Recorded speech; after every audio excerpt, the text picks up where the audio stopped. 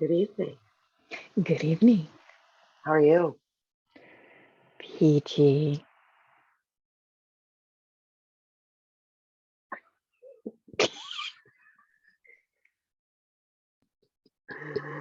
Oh, That wasn't loaded at all. yeah, well, it didn't sound sincere, but my response wouldn't have been sincere either. So, anyway, What's new in your world this week? not really a whole lot. It's just been the same boring chat. Um, I know this past weekend, Father's Day, um, Roy wanted stuffing, which when I make it, it's a long process. It's boiling turkey legs, it's cutting and dicing celery and onions, You do the full homemade stuffing. it's toasting 2 loaves of bread, it's all of it, right? Which I don't mind, but it's about an hour ish preparation and then about 4 hours to bake because you bake it for so long uncovered and then you pull it out, cover it, and then so long like that, and then take it out, stir it, uncover it for like the last hour. It was as hot as it was last week. I didn't start baking until late. I got done about 3:15 in the morning.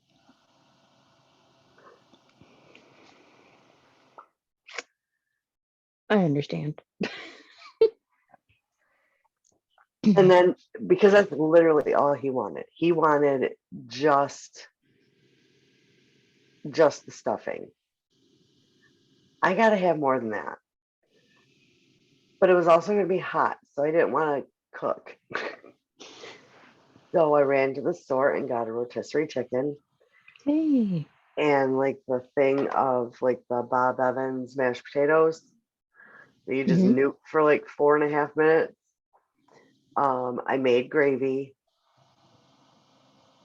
and then green beans. Well, there was my daughter had a work emergency to where she needed someone to watch the kids. So I'm like, sure, why not? And you know how something doesn't happen all the time, you kind of forget. Well, they haven't lived with me in a few years now. And I forget that Jack doesn't like any kind of potato other than French fries and potato chips. So he had a lot of chicken. And then I don't know. Because I had like cut and sliced watermelon, so I let him have all the watermelon he wanted. Um, yeah, it's yeah.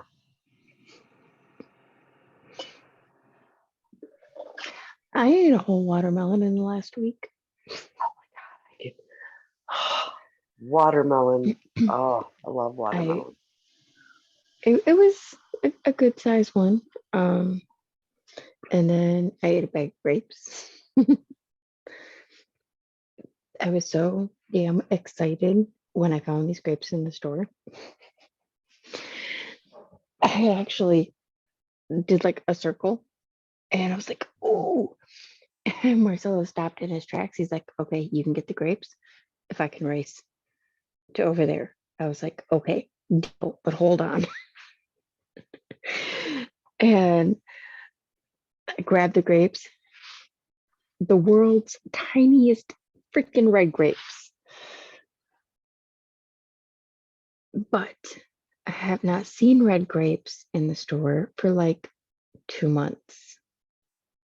So I Really? wasn't going to complain. Yeah, I have not seen red grapes. Hmm. in Walmart.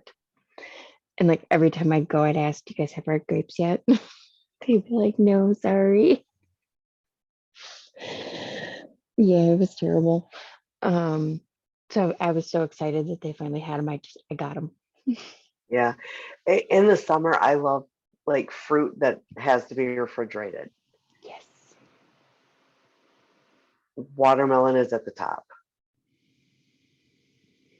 Yep. I like pretty much all fruit, except melons. And watermelon is the only exception in the melon group. Yeah, I like cantaloupe. Not real crazy about honeydew, but yeah. And even with the cantaloupe, I have to be in the mood. So I'm just a no straight across the board. fair enough. So my fun thing I did today, and I'm really excited that I got to do it because yesterday Marcelo wanted to do it. He was all excited about it. And then today when we were getting ready, or like we got ready and everything, I finished getting ready and he's like, "Well, maybe I won't go." Instantly deflated. And I was like, "Okay, fine, whatever." So it's not talk to him. And she convinced him to, to go. We went and saw a group called Reggie. These are different kinds of owls and raptors. They're a rescue group, an education group that takes in any bird, basically, that you would find that is hurt or is abandoned or anything like that. They either rehabilitate it, or if it can't be rehabilitated, then they turn it into an ambassador.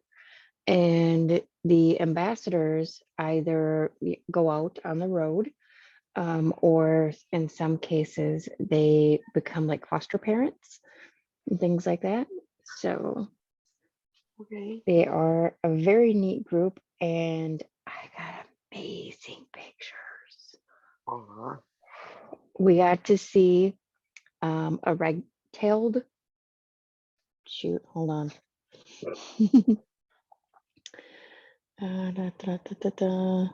Okay, it was a red-tailed hawk and a screech owl. Dude, the screech owl was only as big as my hand. Oh, It was freaking adorable, and I got an awesome silhouette of it against a window. you put it in your purse and bring It's very old. And the reason that it became an ambassador was because it was attacked by a house cat. it. Aw. Yeah, and so when it was attacked, it got brain injuries, and it doesn't act like a normal screech owl would, and so it's unable to hunt for itself and things like that.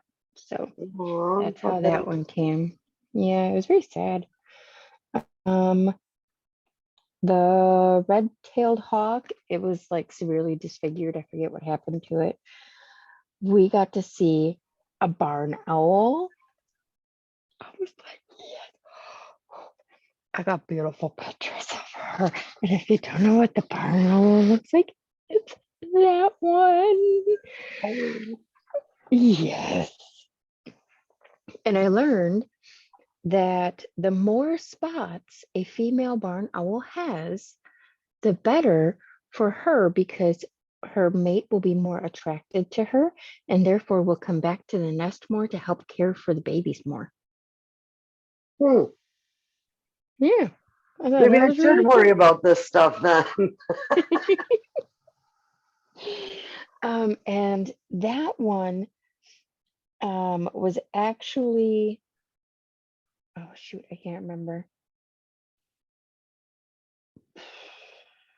Shit. For the life of me, I can't remember what it was now. As to why it was there, but it was an ambassador. Wait, I think that one was born into the program, specifically to be an ambassador. And then the barred owl, one of these guys, Oh my God, those are fucking adorable.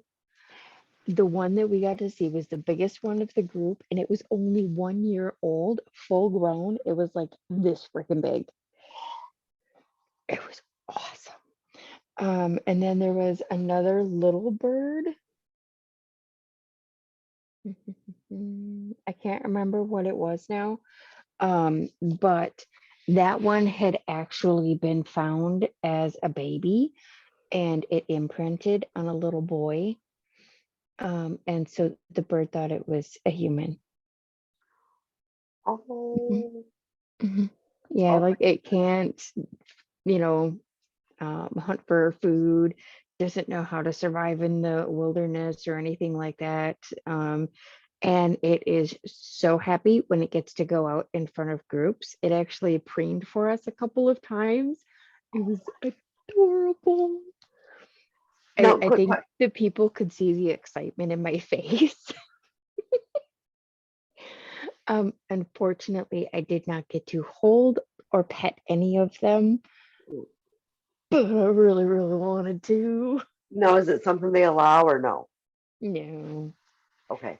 Now, is this something that is there all the time, or is this just like a special?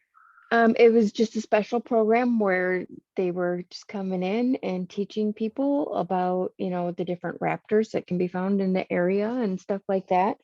And just to get their names out there, that instead of calling like DNR or something like that, to just call these people because they're the ones that the DNR is going to call.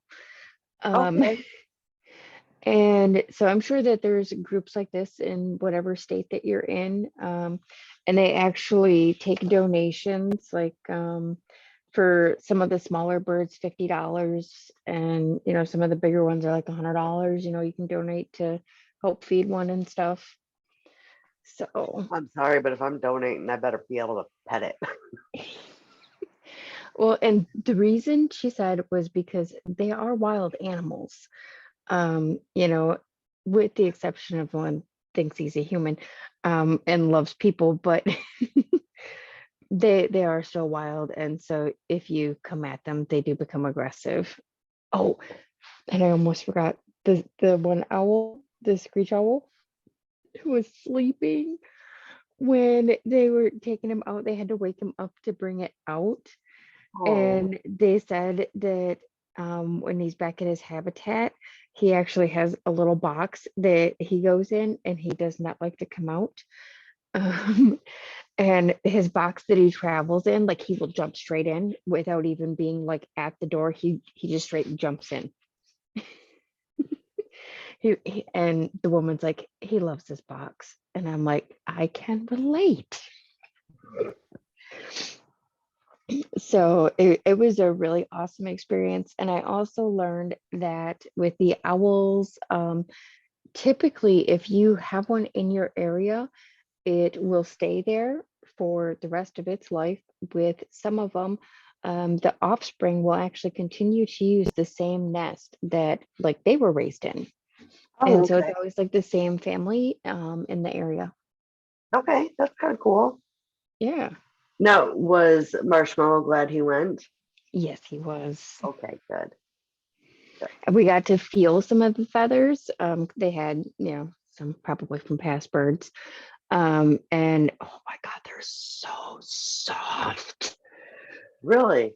Yes. You know what? Just from looking at one, you would think they would be like tougher. No, they are so soft. Okay, that's kind of It's that's interesting. it was awesome. So Good. You yeah, guys. if ever you get the experience, even for the listeners to go to a local library and just see a demonstration. Like last week was a dog show. Next week is actually a raptor show, or not a raptor show, sorry, a dinosaur, an animatronic dinosaur show. I bet your Yeah, Marshmallow wants to go to that. yes, he does. That's cool. Hmm. Yeah, that'd be cool. Yeah, and it's just a free thing that they put on. We joined up for the summer reading program. And so, they gave us a pamphlet with all the activities and stuff. And So yeah, we've been going to those. We did miss one or two, I think, but we've caught some of the other ones. But it allowed us each to get a library card. Okay. And I actually got books for my next subject. Not this week's subject, but next week's, which is the Dozer School for Boys. Okay. Um, Now with your your library, do they Mhm. have it for adults too? Well, yeah, like as an adult, you can just come and watch the show. No, I mean like okay, so the Saginaw libraries, they put on this thing where you sign up for the summer reading program and you get like this poster and you fill in for like every whatever increment of time it Mhm. is. I know the one year it was 15 minutes, another year it was an hour. So it depends on how they print them up, I guess. Um, and then I went in to sign, I think, Buddy up for it because Judy's not really much of a reader. Mhm. Um, but Buddy's like me. Buddy loves to read. I love to read. Well, when him and I went to sign up, they asked if I was signing up too, and I'm like, but I'm an adult. They're like, we have it for adults. And then like at different stages, they give different prizes. Like the main prize is a t-shirt. Sometimes they have tote bags. Then they'll have like pencils and or pens, and, like canned koozie things. For like for him, he does have the calendar and stuff that he has to fill out. And you can set your own goal and then you just fill it out as you go. And I think it changes like for grade levels. Uh, Um, I don't know for sure if they have one for adults. Um, but I do know that they have a big display case that usually has like old stuff of the town. Um, but it currently has prizes on display. okay, So like pool floaties, Nerf guns, nice. sodas, chips, all kinds of different stuff for Okay, the prizes. So it's really cool. well, yeah, that sounds fun. And Yeah, they have a very, very interactive young children section. It's a giant castle that they can actually go into in the library. nice. Yeah, it's really cool. Yeah. Now, do you know there's an app you can download Got it. and you can get audiobooks with your library card? Yep. Yeah, I don't have a library card. You should get a library card. I don't Maybe need. if you got Okay, the so library card, you could cancel a couple of subscriptions. yeah, and that. Well, there's fines. Um, Oh, gotcha. yeah, I've got. This library does not impose fines. That'd be fucking nice. Hmm. Yeah, yeah. And if you hear, they report that to the credit bureau. So that is on you, like when you do check your credit score, that's on there. Really? Yeah, Yes. with our library, they don't impose an actual fine. Just if you have it after a certain period, then they charge you the cost of the book. So There. yeah, that's kind of nice. Huh. Instead of saying, "Oh, you owe $375 for a year and a half of late fees," just pay us the $23 for the book. Right. You would think, but no.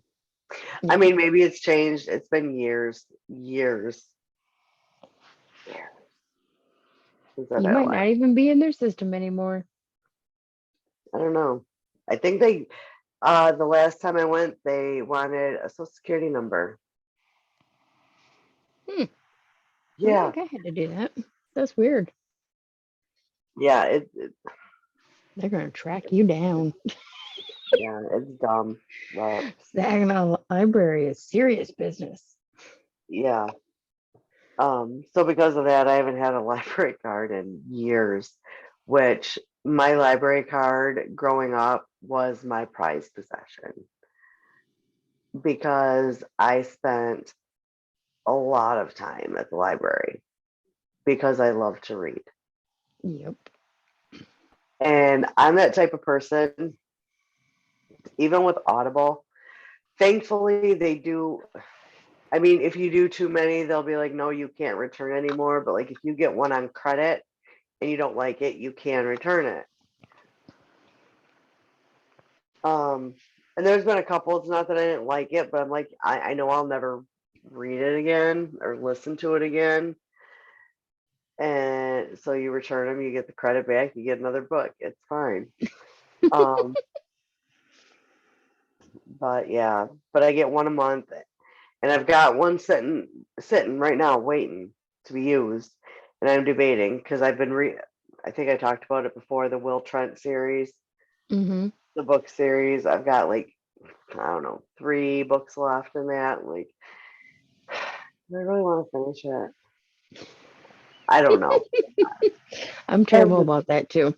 So I figure I'm gonna stew a little bit. Mm-hmm. Because I've been catching up on like my other podcasts and um yeah.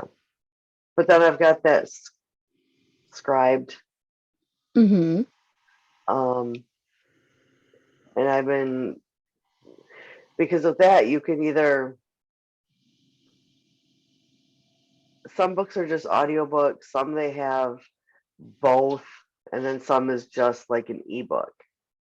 Now the ebook is great for research because you can go back and look, where if you've got an audiobook you gotta listen Yeah, and huh? write notes and like, or you listen to it repeatedly like I did with the Shepherd case, and I don't want to do that again.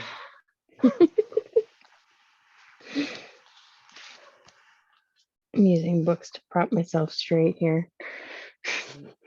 So remember last week when I talked about the cast for my teeth? Mm-hmm. I have them this week. So So these are the top teeth.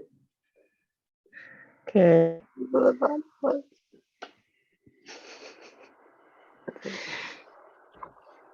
I was gonna say you gotta see if you can do it. I'm gonna drop them and break them, but I just wanted to show those because That's I'm awesome. excited. I'm excited about them. Grandkids thought they were cool. All right, awesome bonus. Like, them are my teeth. I can just take mine out and be like, here's my teeth. That one gets kids all the time. They're like, what? How? Yep. So, do you want to go first? Do you want me to go first? Um, Tell you what, I'll go first and then you can decide if you still want to go. Okay. So the one I did is on the Wood County Insane Asylum. And I actually live in Wood County. Okay. So this is the insane asylum for my era, or sorry, my area in the era of 1900. Okay. The replacement for this asylum is called Norwood. If I were to be committed today, I would go to Norwood.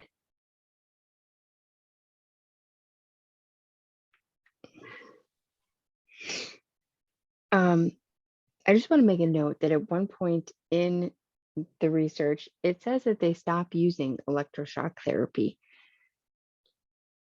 in a certain time period. But when I was 15, I had an aunt and a cousin, both in Norwood, on the same floor down the hall from each other. They both received electroshock therapy. Okay. I was born in 83. Keep that in mind. Okay. So this particular asylum is in the town of Marshfield, which is about 45 minutes or so away from me. So it currently sits on a property owned by Marshfield Scrap. And they spent 3 years dismantling this building, unfortunately. But they didn't have a choice because it was so dilapidated that it was actually falling apart while people were there investigating, and it was deemed unsafe. Okay. So in the process of the dismantling, several owners had razzed the building throughout the years of all the different things. Windows is one thing that's mentioned. Chandeliers, I had to think of the word. Hanging light things. Yeah, the hangy light thingies, they're shiny. But even though a lot of that had already been taken, what Marshfield Scrap could, they donated back to the community, or in some cases were able to sell pieces. And so there is actually pieces of this building still in the town of Marshfield if you go down like the main street. Oh, Yeah. A couple of those locations are on the haunted tour. Yeah. Yeah. Can't imagine why. One's a ballet studio. Yeah. I've heard stories of that place. Okay. So in 1909, the Wood County Board approved a 640-acre site. There's a big chunk of land. yeah. And it's just for this insane asylum. At the peak, they had just over 1,000 acres. It was a working institution, not just one of the places where people went and sat and died. No, they had their own set of horrors to deal with. So there were patients that were given daily chores. The men at the institution were in a blue west wing with the women in the pink east wing. The building was 284 feet long and 194 feet wide. Yeah, massive. They had an activities wing. The superintendent, L.E. Gilson, had his own quarters on the top floor. There was also a separate building specifically for the boiler, but they also did storage and things like that in there. And then there was a barn for their prized cows. This barn is still standing today. Oh, Yes. And there is also underground tunnels, which are still intact today. interesting. So this cow barn stands 8 feet tall and 6 feet wide and 1,000 feet long. They had a lot of cattle. No, I'm sorry. That's the tunnel. My bad. I had cow barn and then tunnel. Way to fuck that one up. So yeah, the tunnel was that long. Sorry. And if I'm not mistaken, it's 4 feet of concrete above it. Oh, I know I have it in here somewhere, so at some point I'll come across it. But yeah, it was a massive, the tunnel itself was a structure. So the tunnel actually linked the main building to the heating plant to the water tower and shower and storage area room. This building had their own water tower. They were their own freaking town within a town. And so since the water tower it sat at a certain elevation, and the water would come down through pipes in the tunnels, and it would get separated to the different areas that it needed to go to with pumps at the opposite end to push it up either into the boiler or into the other buildings. Yeah, it was very cool. The top of the tunnel was 14 inches of reinforced concrete. Yeah. I knew there was a 4. And it also has a crown in the middle to move water. So it wasn't, just it split. It actually raised it up and then dropped it down so that it could go to the right areas. So it was very well thought out as for how they were going to move this water. There was also skylights built into this tunnel to help with ventilation and to provide some sunlight, even though there were lights that lined the entire tunnel, so that people were always able to see, because you always have to go out at different hours to go milk the cows. There was a 1-lane bowling alley. It was located in the lower level. I believe it was the basement of the activities wing. Okay. Some patients even competed in a bowling league against other asylums. This absolutely amazes me, and I have no idea how it's even possible. Once I get into it, you'll understand. And the actual completion of the building of this monumentous structure, June 10th, 1910. Huh. Mm-hmm.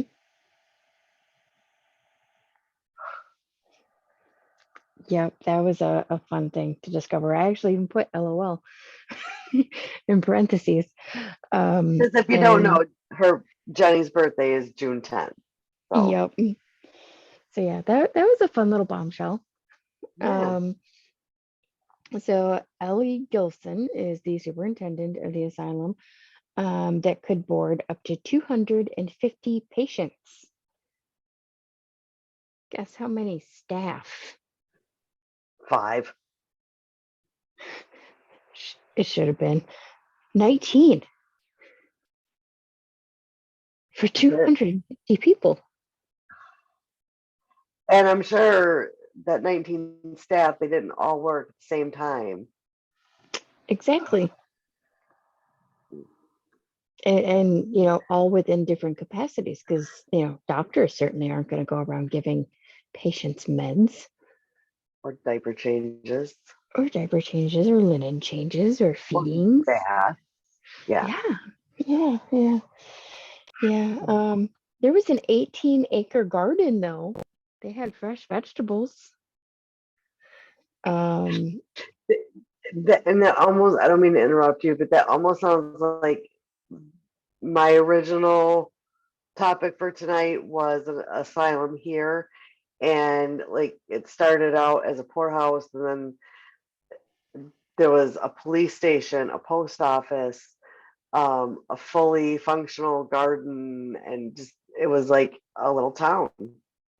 Oh yeah, I got all the numbers for all the stuff, because like you would think that this is an actual town until I Yeah. started telling the stories of the patients.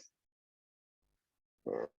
And it's like, how is this a functioning place?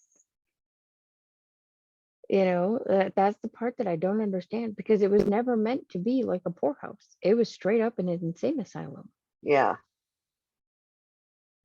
So yeah, that just I don't understand it. I really don't.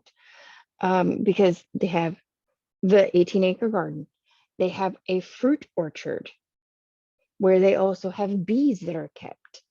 So that, so at this point, they have cows, they have the orchard, they have the garden, they now have bees. Let's see. Oh, by the way, some of the apple orchard still remains. Oh, wow. Yes, yes. Most of the food that was grown there was for the asylum. However, some extras would be sold off to the community, Mm, which it was primarily the community that built the place, which was why when it was decommissioned, the parts were given back to the community because everything was produced there. okay. Um, so patients, the female patients would sew articles of clothing, like aprons, dresses, vests, nightgowns. So everything was made right there. They had all the food that they needed because, oh, they also did quilts. During the war, they actually made bandages. Yeah. Um, In 1915, the asylum brought in $13,580.22 into the community. Wow. Yeah, Now, and what is that in today's money? I didn't get that. I should have. I really should have. What year was Um, it? I'll do the math while you're talking. okay, so this money was brought in by visitors that were coming into the community, either visiting the patients or doctors from other asylums coming in, things like that. And they even actually had a little stop with the railroad that would stop by the asylum. Okay, and okay, when, and what was the amount of money? Okay, the when is 1915. The amount of money is 13580.22.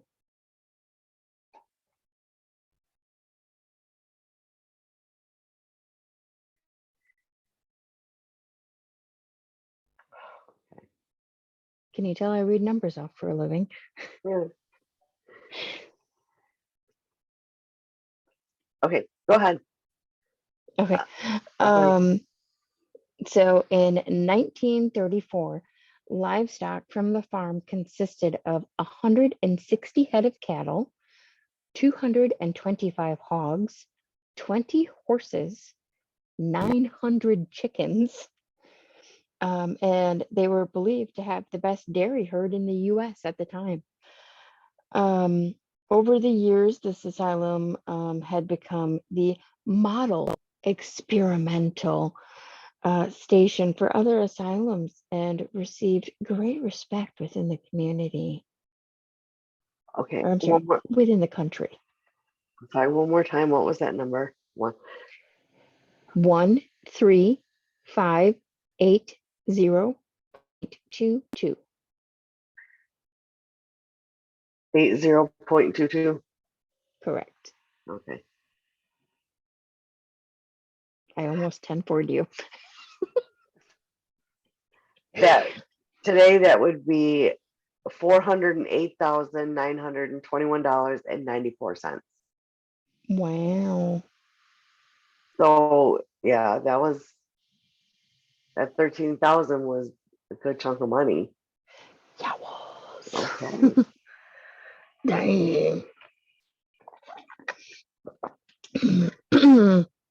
So in 1936, there's the barn that I mentioned. Mhm. The original burns down completely. Nothing left of this thing, right? So Ellie was like, nope, not going to happen again. I'm not losing cattle. Nobody's getting hurt.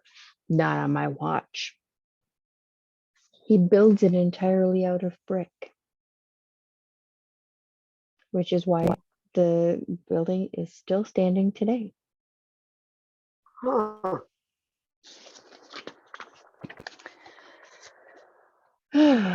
So Now we get into patient treatment.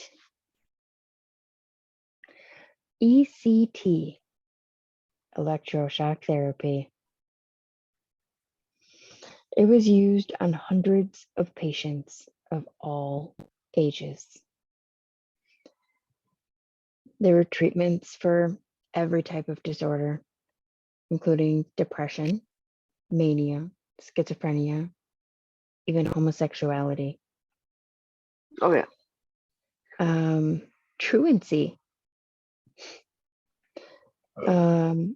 It was usually administered to patients in a series of treatments, ranging from 6 to over 100.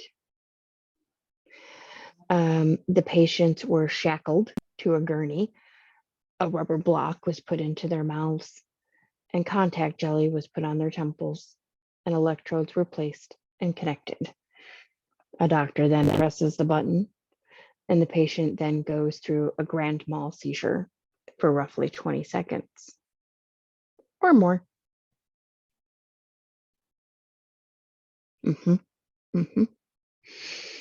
The patient, and I use the word patient lightly because they're not patients, they're victims. And any treatment is not an actual treatment. I just want to point that out right now. Put quotes around the word patient and the word treatment for every case that I say it, because no. And that's why it scares me if I ever get if I ever get deemed insane, because my mom, needless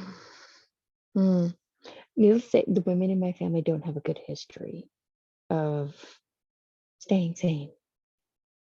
Gotcha. Yeah. But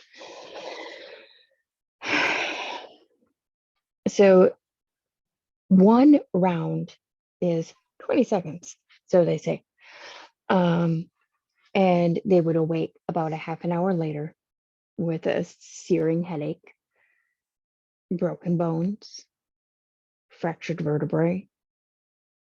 The procedure really wasn't monitored very closely, and consequently, in 1960, I'm gonna step away for a quick second. Keep talking. okay. All right. So supposedly in 1960, they stopped using ECT in the psychiatric scene. And that's where I said, take note, because I was born in 83 and family member received treatment in my teen years. I don't think it stopped. Another treatment that they would do was submerging the patients in an ice water bath until they lost consciousness, or executed of a massive shock to the brain. People believed that they needed to get the crisis out of the patient's body so that they would, so they would then induce vomiting for hours or even days. They would also practice bloodletting. This was supposed to bleed the bad blood out of the patient, and this practice would usually result in death. If not, then the patient usually needed lifelong care afterwards. And in this place, I don't think anyone was getting any kind of care. Nobody seemed to care. Restraints were also used on many patients so that the staff were, quote unquote, more able to handle them better. In November of 1945, Ellie Gilson retired after 35 years of service. They said that so proudly, like, yeah, I'm not really sure I would be proud that this man was in charge of a torture institution. MJ Fernando was then appointed as the next administrator where he served till 1962. Then a series of subsequent short-term administrators went through the place. But there is reportedly an orderly who left and moved to Chicago immediately after 2 patients died suspiciously in the exact same manner. Both patients were impaled through the rectum with wooden-handled fly swatters. That's some great care. They later died from internal injuries. Yeah. Oh my God. I'm listening to that going, what the fuck? Okay. The original design and purpose of the facility didn't fit the evolution of allowable practices. The results were that the facility quickly became outdated. At the relatively young age of 64 years old, the property was abandoned for a new facility. And what's the name of that new facility? Norwood, where I would get sent today. Since the closing of the asylum, it was regularly ransacked by the owners, like I said, treasure hunters, interlopers. They would take actual old magazine articles, newspaper clippings, and pretty much any kind of paper they could find, weirdly enough. They actually stole the cross from the chapel. An entire fireplace and mantle was stolen. The fire hoses and nozzles. I thought that one was odd. The chandeliers, some windows, radiators, apparently doors, a lot of doors. Flooring, which that's another odd one to take. The souls of the dead, pretty much anything that wasn't, no, they even took the shit that was nailed down. I was gonna say, yeah, you can't say nailed down because flooring's nailed down. Chandeliers are like anchored in. Yeah. Windows, Yeah. doors. Yeah, And they took it all. You gotta wonder wherever the stolen stuff ended up. Are those locations haunted? Probably. Like, Probably. oh, yeah, I'd love to know. Okay, so yeah, pretty much anything they could actually literally take off the property, they did. So they even or no, I'm sorry, donated. Sorry, we're getting to the donated or sold items. The window in the Conservatory of Dance. It's a giant picture window. That location is reportedly.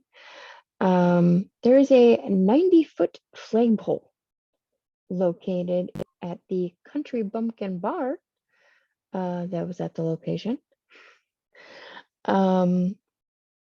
While the original 1910 cornerstone will be displayed at the Norwood Health Center in Marshfield. Literally, the bricks that soaked up the torture is in the location of the North. Yeah. On to some activity. I did warn you I had a lot.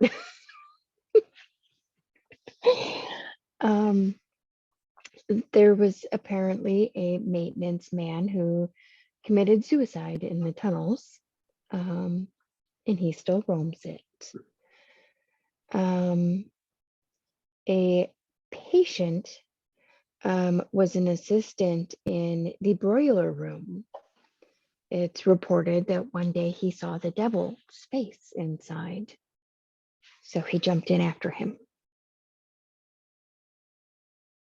Okay. No one knows if his body was ever retrieved. Yeah. 2 patients were killed in the tunnel between the main building and the farm. They're reportedly to haunt the area above ground as well. There is a spirit seen that is a young girl with long dark hair.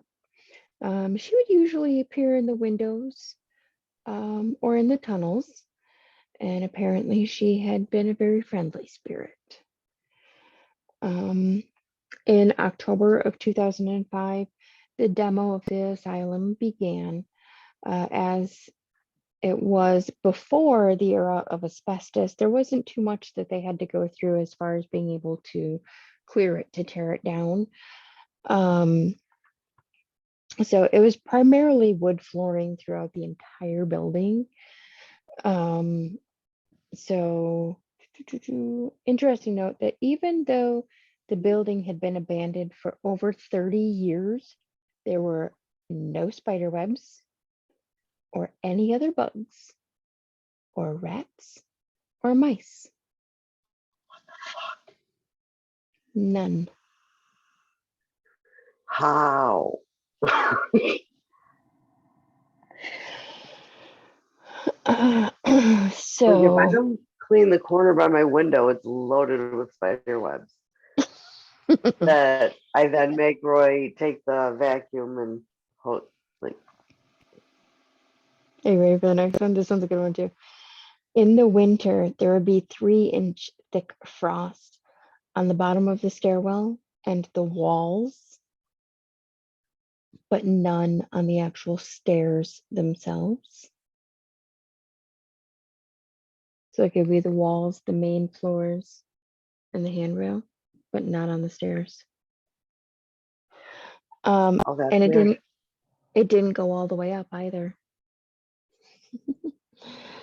The pictures that are taken, or sorry, were taken within the building, where you could clearly see sky and things like that, where it should be a clear picture, would often have a fog, throughout it. And some say that that's, the spirits Mhm. that died at the asylum. There was a lot of voices, EVP running, lots of other strange noises were also captured. On the location now, there is a building, and there's sensors that go off to trigger when a vehicle enters the property. This bell goes off when no one's entering the property. It just goes off whenever. And they actually can't use anything on the property that uses radio frequencies because it doesn't work. Surveillance cameras often get very strange images. And the people do post pictures regularly on their site. And if anyone is interested in going to check that out, it is marshfieldscrap.com. So yeah, that's my story of the Wood County Insane Asylum. Oh, Um, and the sad thing, it's probably like the treatment. That was probably widespread at so many asylums. oh yes, definitely. Because it even says in here that they're world renowned throughout the country, as at the top, in leading care. Okay. Yeah. I'm calling bullshit, but okay. Mm-hmm. All right. Well, I'm gonna jump right into mine.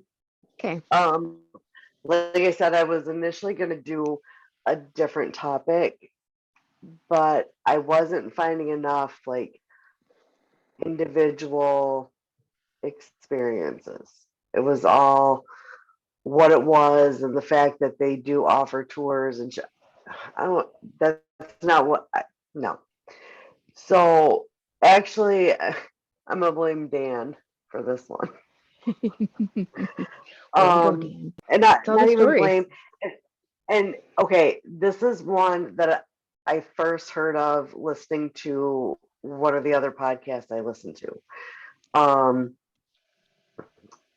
the podcast started out, its name was So Dead, and a few months back, the host like kind of revamped it and changed the name to Violent Ends.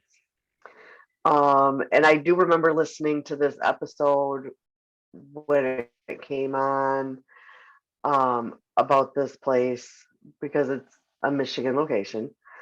Um, and Dan actually earlier had tagged me in because and I will post the link in the show notes for it. So I mean, it's another page I follow, but Dan tagging me in this post just reminded me that this place existed.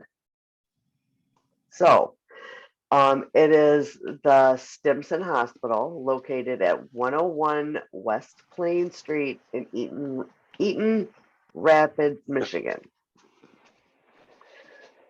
So it was initially built in the 1870s as a private residence. Um, and it was a home for about 40 years. And the builder, the guy that had the home built, John Sweezy, was a con man. His house was considered the most expensive in the area at the time. Oh, before I forget, my resources for this are the Lansing State Journal, the episode of the podcast, So Dead. I mean, if you're looking it up now, it's called Violent Ends. But at the time it was known as So Dead. And 99wfmk.com. Those are my resources. Can I throw mine in So real quick? anyway, mhm. I totally forgot to name my resources, which is Asylum History, and also Only in Your State. Bug. Sorry, I don't even know if I got it. Is it mosquito or a moth? We're Something. both going to be committed. Yeah. I actually And told that my little husband not to bastard commit me. right on my screen. Hold on. Oh, I must have got him because he's dead. Get off my laptop, you son of a bitch. Okay, I'm better now. Yeah. So this his house was considered the most expensive in the area at the time. He never paid back. What? Sorry, keep going. He never paid back the money he borrowed to build the home. After a mysterious fire at the home, he dipped. He left town. He's gone.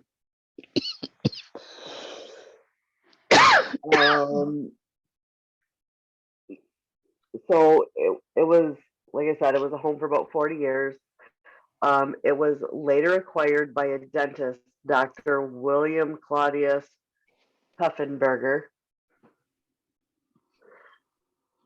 And sometime around 1917, he sold the house to Harriet Chapman Brunk, who was a nurse, and along with Charles Stimson and Frances Blanchard, who they all met while attending.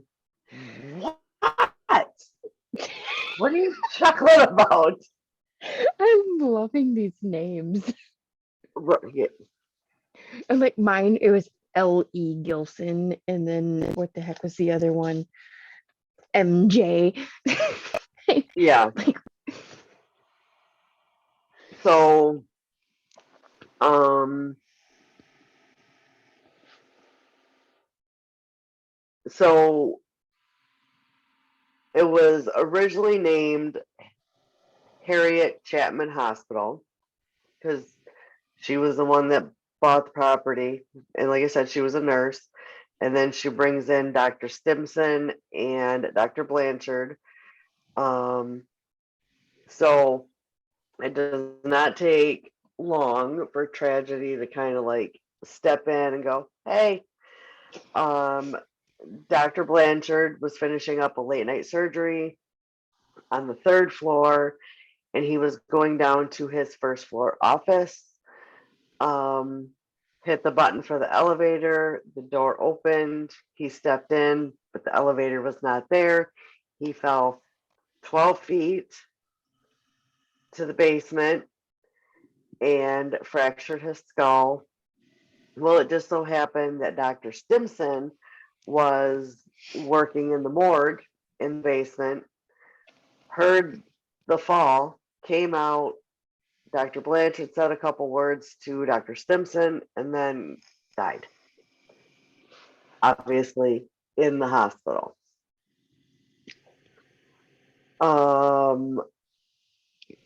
So this was, I don't know if I said this, less than 6 months after the hospital opening. nice. They're starting off strong. Yeah. Now people believe like he immediately started haunting this place. Oh, probably. After the hospital closes, I'm going back to the hospital, but I'm jumping ahead just for a quick minute. After the hospital closed, and I don't know if I said it was just like a 20-bed hospital. Oh, Small. okay. So smaller one. Yeah. And I didn't get the measurements of the home, like how many square feet it was. I don't know. Sorry, it just happened to be in there, so I threw it in. Well, honestly, I was looking for it when I was even doing my notes, and I did not find it. Okay, so it was turned into a hospital in 1918. Okay. I don't know if I said that year. So after it closed, it was turned into like low income housing, and many children that lived there reported having an imaginary friend whose name was Blanchard, Mr. Blanchard, some form of Blanchard, or just starting with a B. And they all had this same imaginary friend. That's awesome. So it was some version of Blanchard. Okay, so now we're jumping back to when it's a hospital. So now it's just down to the two original co-founders. Harriet Chapman Brink was diagnosed with a brain tumor and died very soon after in the hospital. She was 48 years old. Oh, wow. Yes, very young. The hospital then changes its name to Stimson after the last remaining co-founder. In 1943, he was making his rounds and he died of a heart attack in the hospital. But that's the most uneventful of the three. Yeah. So Probably the least traumatic as well. yes, and also, and it doesn't say if it was in the hospital, but on August 17th, 1922, the dentist that sold it to the nurse, Puffenberger, committed suicide at age 45 by shooting himself. Wow. At 85? So, Well, I mean, I suppose at that age, you're no, like, I'm 45. fucking done. Oh, I said 45. 45. Dang. Yeah, I heard 45. 85. My bad.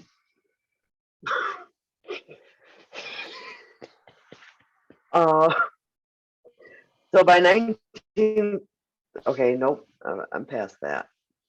Um, so it was 1943 when Dr. Stimson dies of the heart attack, which I did say that. And the hospital closed for good in 1957. And then, like I said, it was turned into low income housing.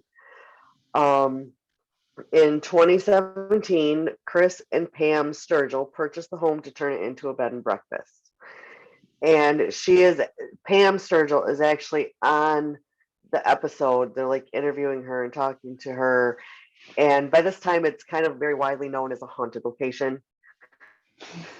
Um, and she begins the interview kind of like saying, like, haunting is subjective. You know, I didn't buy it because it was haunted. I bought it because I wanted to turn it into a bed and breakfast. Um, so now the one host, now she's the only host of the podcast, but in the beginning there were two. The other one left to pursue her career as a realtor.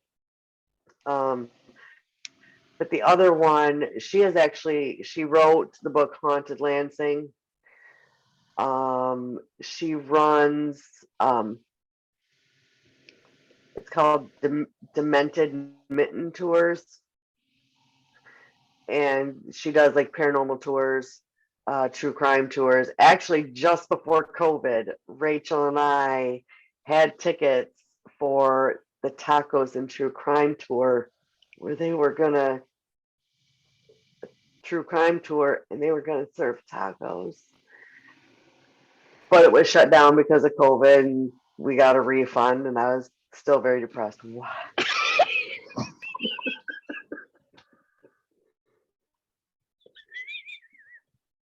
Yeah, right.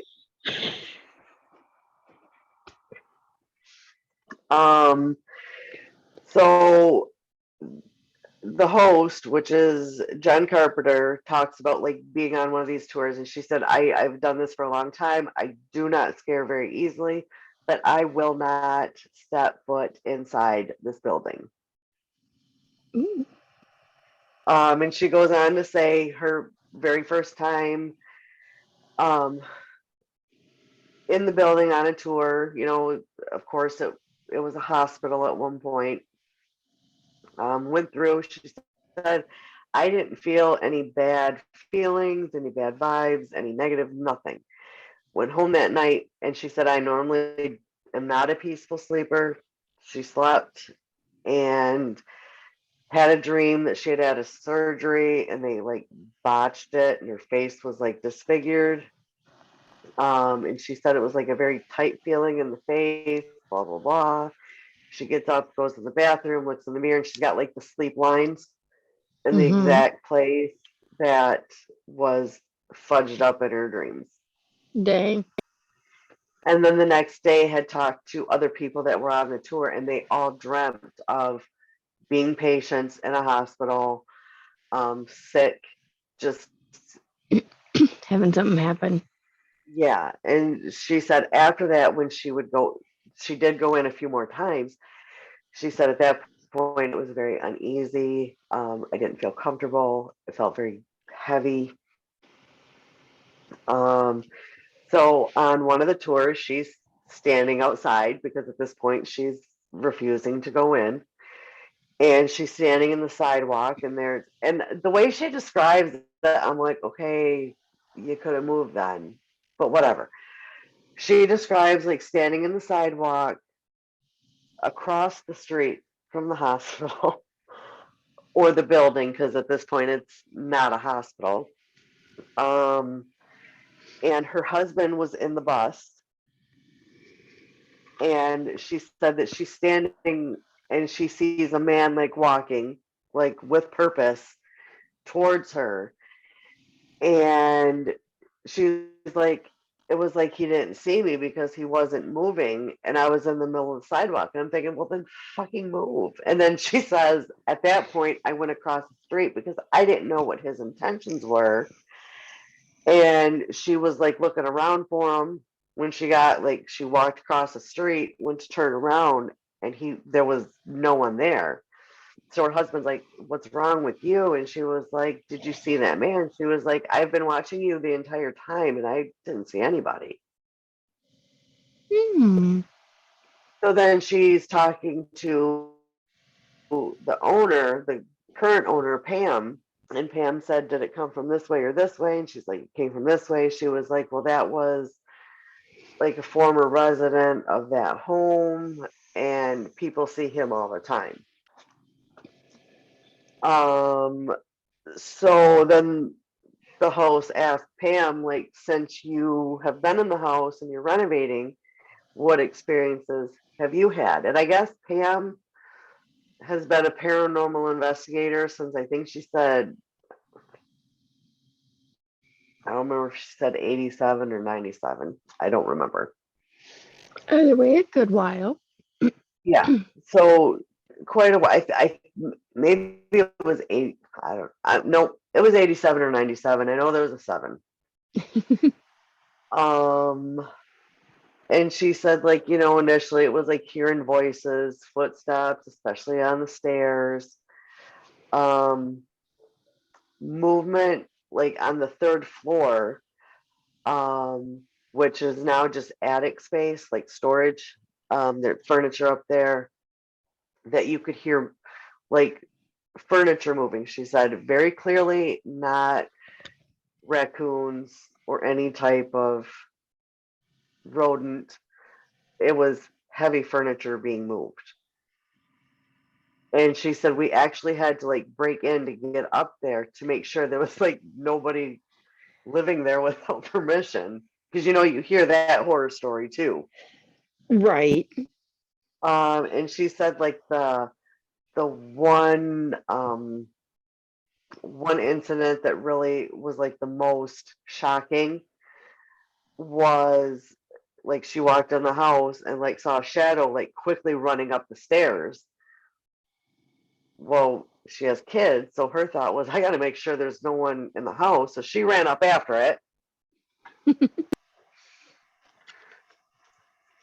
So yeah, um, The joys of living in a haunted location. huh? The joys of living in a haunted location. Yeah.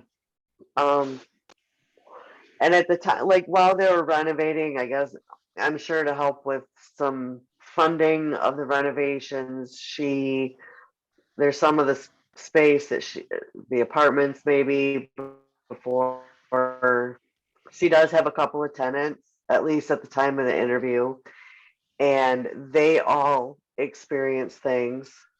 And so anyone that moves, and they know like it's only temporary, like this will be a bed and breakfast and you will be getting the fuck out kind of thing. um and she told about one where one of the tenants, there was a dresser that like was pushed over and either almost or it did land on the tenant's daughter. Oh shit. That's scary because like my oldest boys when they were little, I want to say between like 5 and 7, somewhere in that area.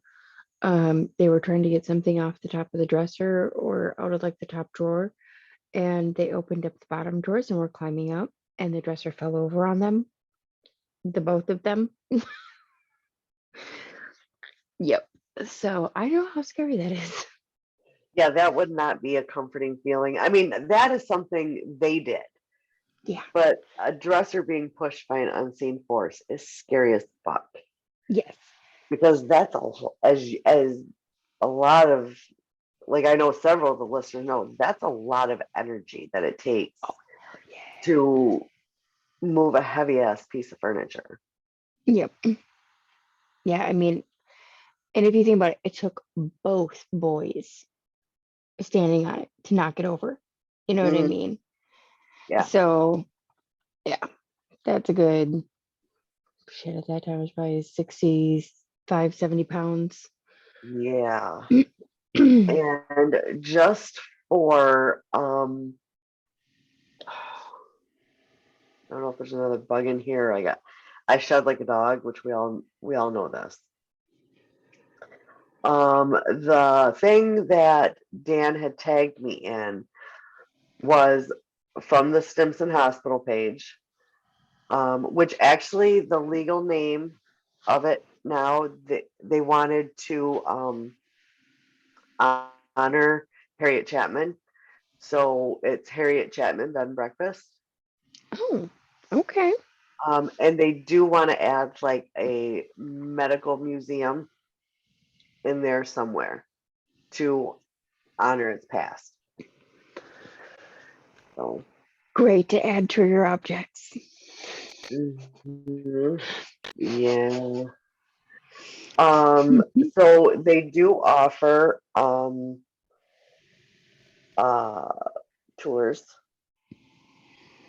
and that is now also the same lady that does the Demented Mitten tours and is the host of this podcast. She also there's actually two of them in the state of Michigan. Hers is the original, and the other idea was stolen from her by somebody else.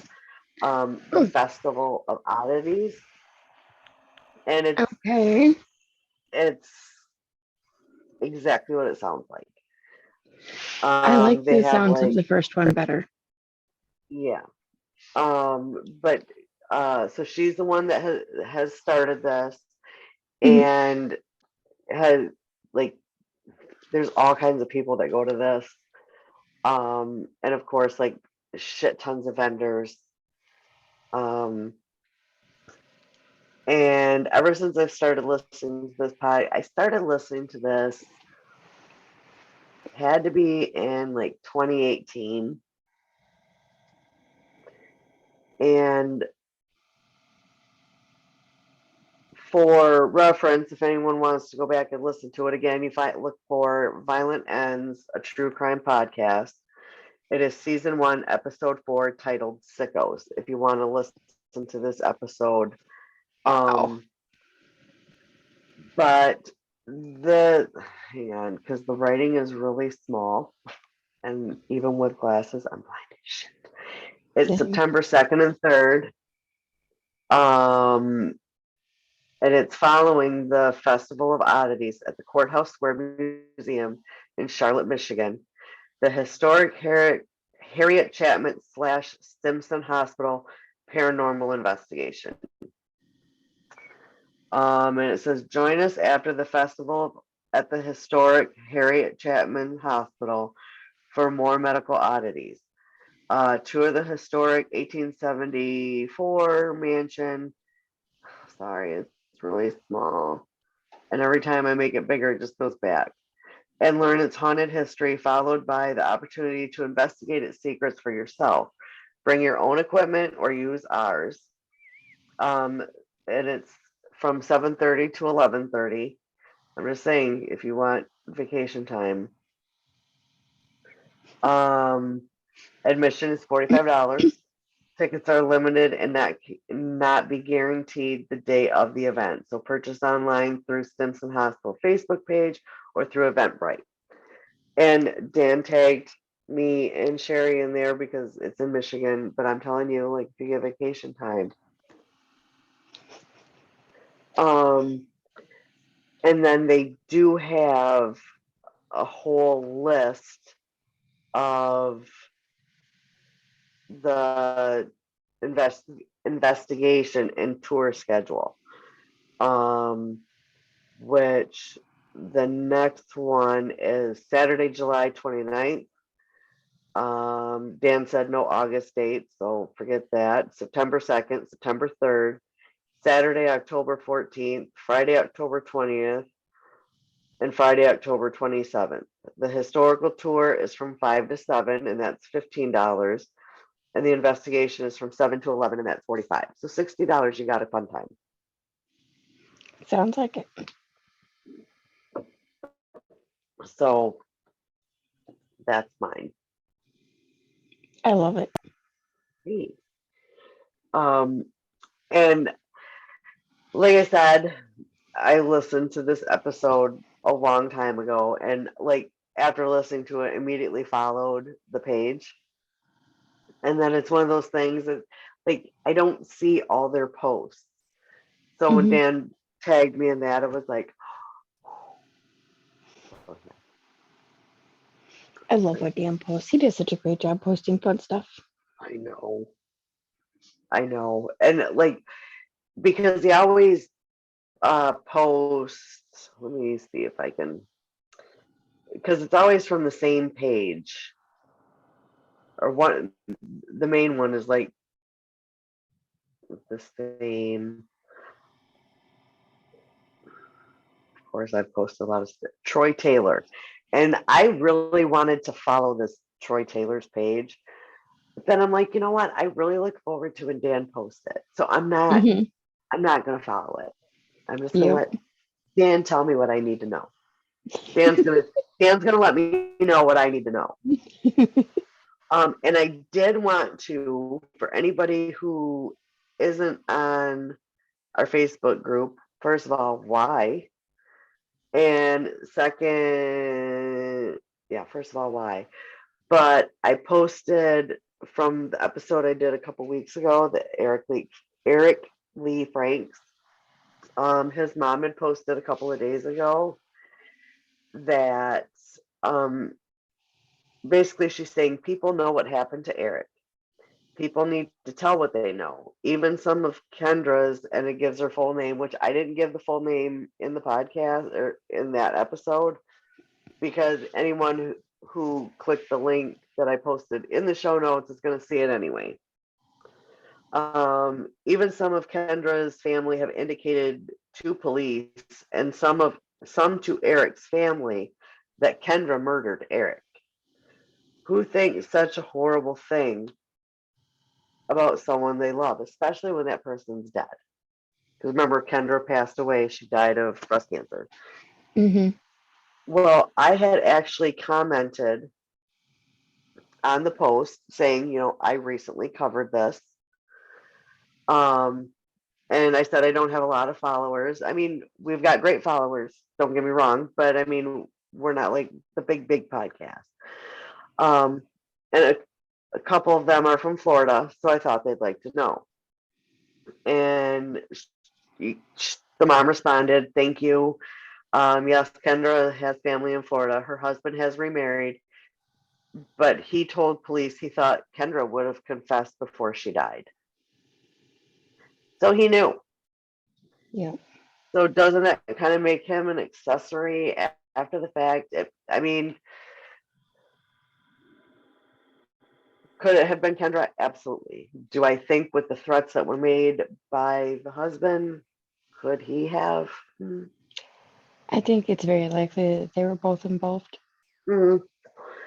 So I replied back, and again, if you can look on the original post and see this back and forth, I said that's an odd thing for a husband to say, which that really is an odd thing for a husband to say. Like, you thought she would confess before she died. So I said that just proves he knows something. And then they replied with, even Eric's daughter, when being questioned by Florida police, said her mother might have done it. It is strange to even think such a thing about a loved one unless there is good reason to believe it. Even Kendra's own sister has stated she thinks Kendra dated another young man many years ago and might have been responsible for his disappearance. No proof of that either. But that's her sister saying that. Like, Yeah. so I don't know.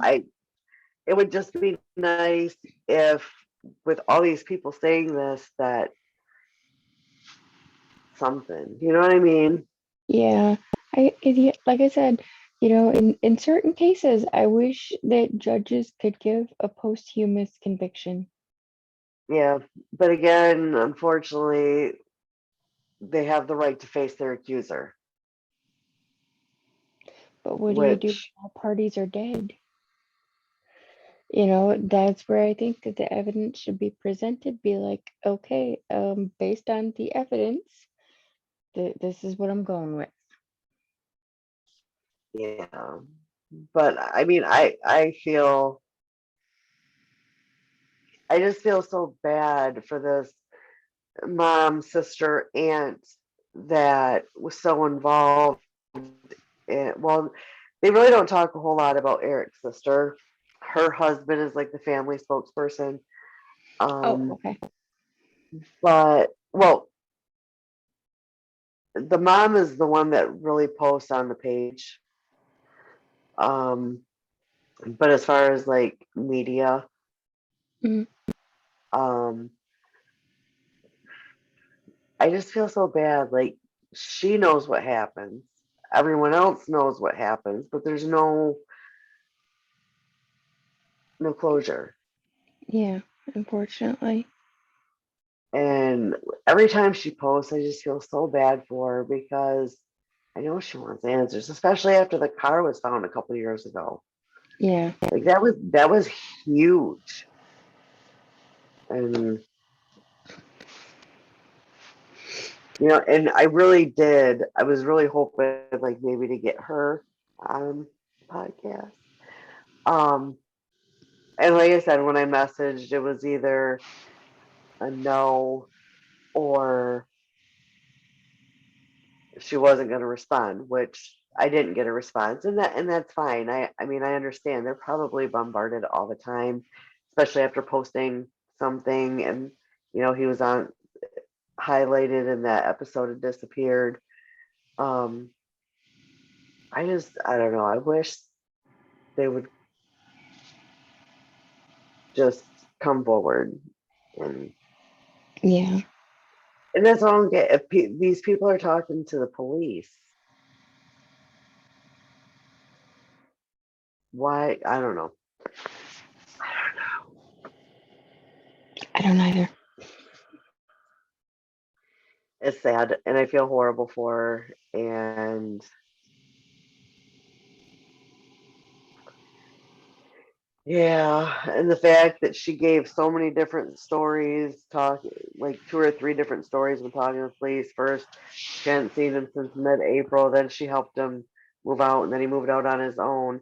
And I was earlier today, just for something to listen to, I actually listened to our episode on that. And it dawned on me how she said, like, he went to California, but then he was going north on Dixie. And I'm thinking, no, if you are leaving to California, you're going to go south on Dixie and just, yeah. So even that didn't make sense, which it didn't dawn on me until I listened back to it today. So, I have a shadow moving. do you? Hmm.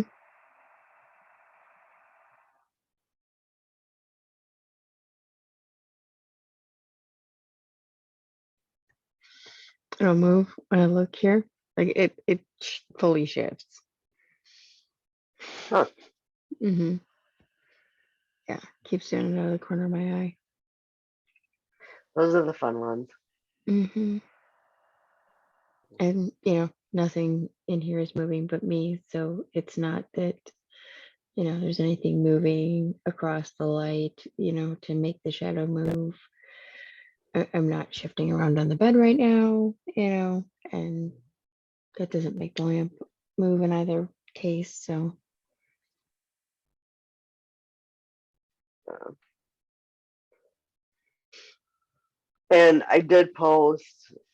I actually went on Facebook to look up stuff for Stimson Hospital, and the first thing that came up was like in my feed was from the William Peter Mansion, and that's the one that just before everything shut down, me, Judy, and Rachel went to, mm, where I was struggling to breathe in the basement. And then the guy that died down there had like a boulder or a slab on his chest. And hmm. yeah. And that was actually the first place I ever seen cat balls used. Love the cat balls. Love the I cat know. balls. I think I You need know a who new. else loves them?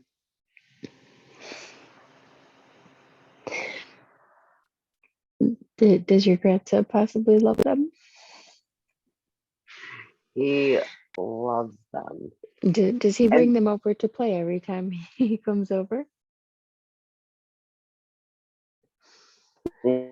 now, when I bought him his, I only bought two. That's fine. And okay, I think the first time I bought a set of four, three or four, and then I bought a set of six. Oh, jeez. So I mean, I have a shit ton. First of all, don't ask me where any of them are at. And There you might don't be a even have a couple. cat or a dog to move them. There might be a couple in here. Well, every time Jackson comes over and his two aren't enough, so we get out mine, and then Nana can't find them. Um, but it does not matter. Every time I have bought multiples, there's always one that's half dead when I get it. Yeah. Like I Jackson got asked, I got the 3-pack, and yeah, I've got, like, I didn't have the one that was dead, but they're all about dead now. you know, yeah, don't take long. Yeah, I think one actually just goes off whenever now at this point. Like, it Hmm. goes off by itself. So that's fun. Yeah, but it is after 3 o'clock. So it is. So it is. On that note, let's I get some did, beauty. I did want to say the William Peter Mansion. If you're interested, it is for sale, and that's what the caption is. If anyone out there is interested in purchasing the William Peter Mansion, contact me.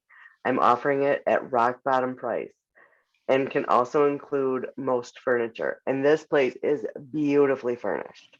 Beautiful. I will have to send you some of the pictures that I have from when we went. Gorgeous. Stunning place.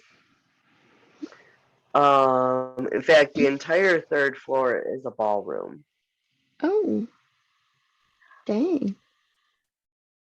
It's and there's 3 apartments that go with it. So and it says I need to retire.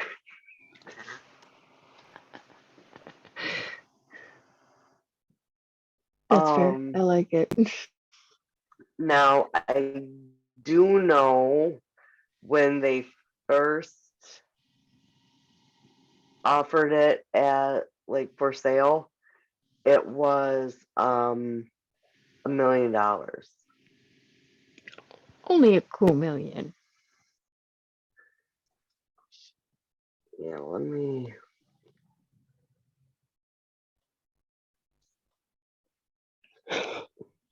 I don't know how well you can see. Oh, okay. Wow. Very nice cherry one. And now everybody knows I have to look over my glasses to look closely. Yeah, I will have to send you some pictures, or maybe I'll even post them. We've had that discussion.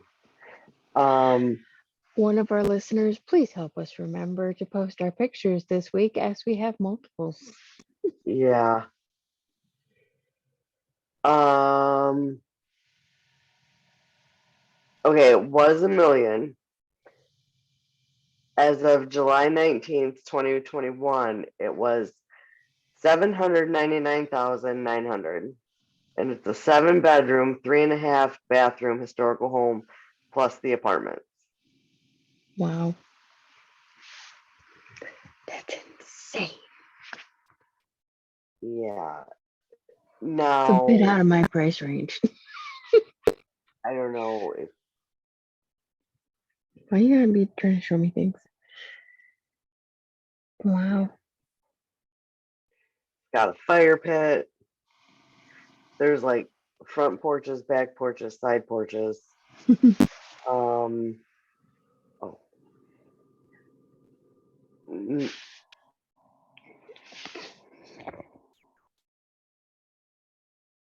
Mm, What exactly is That's this place? it's like the stairway. Um, Okay, send me the pictures. Actually, I'm going to tag you in the post. Okay, that works.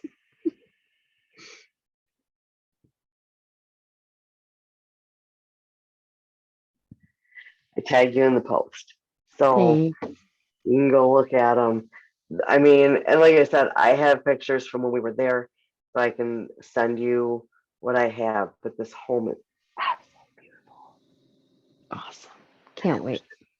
I wish I had the money. So everyone have a good weekend.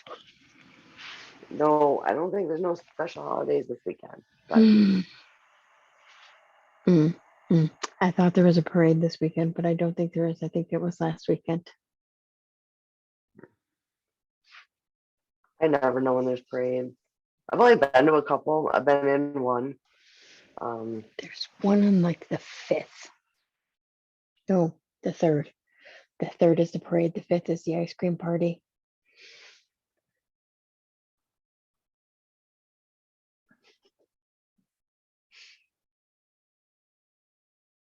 I'm just looking at these pictures and going, God, I wish I had the money. All right, ma'am. We need beauty sleep. That we do. All right, look at them pictures and then text me and tell me what you think. Will do. All right, everyone have a good night. Have a great weekend. Find something fun to do. Bye.